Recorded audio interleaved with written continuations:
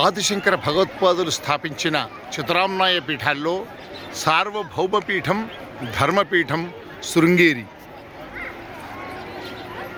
ఆదిశంకరుల నుంచి సురేశ్వరాచార్యులు మొదటి ఆచార్యులుగా, ప్రస్తుత పీఠాధీశ్వరులైనటువంటి శ్రీ శ్రీ శ్రీ భారతీతీర్థ మహాసన్నిధానం వారి తత్కరకమల సంజాతులు విధుశేఖర భారతీ స్వామి వారి వరకు అవిచ్ఛిన్న గురు పరంపరతో అలరారుతున్నటువంటి దివ్య భవ్యమైనటువంటి మహిమాన్వితమైనటువంటి క్షేత్రం శృంగేరి. ఆదిశంకరుల పరంపరలో అద్వైత వేదాంతాన్ని పరివ్యాప్తం చేస్తూ ప్రపంచవ్యాప్తంగా జగద్గురువులు నిత్యం తపస్సు చేస్తూ శారదాంబ సన్నిధిలో శారదాంబ అనుగ్రహంతో నిత్యము కూడా తపస్సు అనుష్ఠానానికి వారు ప్రాధాన్యత ఇస్తూ భక్తులందరినీ కూడా అనుగ్రహిస్తూ ఇక్కడ ఒక అద్భుత మహిమాన్వితమైనటువంటి దివ్య క్షేత్రంగా జగద్గురువులు ఉపాసన చేస్తూ భక్తులందరినీ కూడా అనుగ్రహిస్తూ ఉన్నారు. మనం చూస్తుంది శారదాంబ దివ్యక్షేత్రం.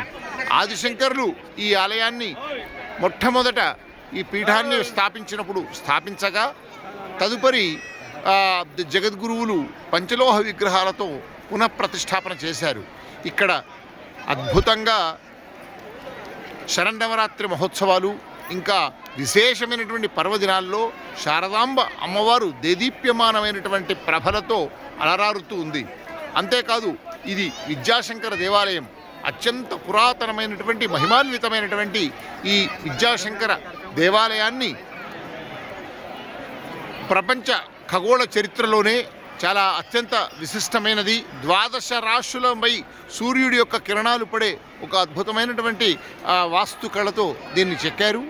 ఇది ఒక్కొక్క రాశిలో సూర్యుడు ప్రవేశిస్తున్నప్పుడు ఆ సూర్యకిరణాలు ఆ స్తంభం మీద అలా 12 స్తంభాలను 12 రాశులకు ప్రతీకగా ఏర్పాటు చేశారు. సరిగ్గా ఆ 12 రాశిపైనే ఆ రోజున పడుతుంది. అది ఖగోళ విచిత్రమైనటువంటి చాలా అద్భుతమైనటువంటి వేల సంవత్సరాల క్రితమే నిర్మించినటువంటి గొప్ప విద్యాశంకర దేవాలయం. అంతకు మించి ఇక్కడ ఆదిశంకరుల దేవాలయం, సంకట తోరణ గణపతి దేవాలయం, అద్భుతమైనటువంటి రాజగోపురం, ప్రవచన మంటపం, అక్షరాభ్యాస మంటపం ఇప్పుడు మనం చూస్తున్నాం. ఇవాళ ఆ పక్కనే తుంగా నది ప్రవాహం. ఇలా శృంగేరి దేవాలయం ఒక మహిమాన్వితమైనటువంటి దివ్య భవ్యమైనటువంటి క్షేత్రంగా జగద్గురువుల యొక్క నిత్య తపో సంపన్నంతో భక్తులందరినీ అలరిస్తూ అనుగ్రహిస్తూ ఉన్నారు. నమస్కారం.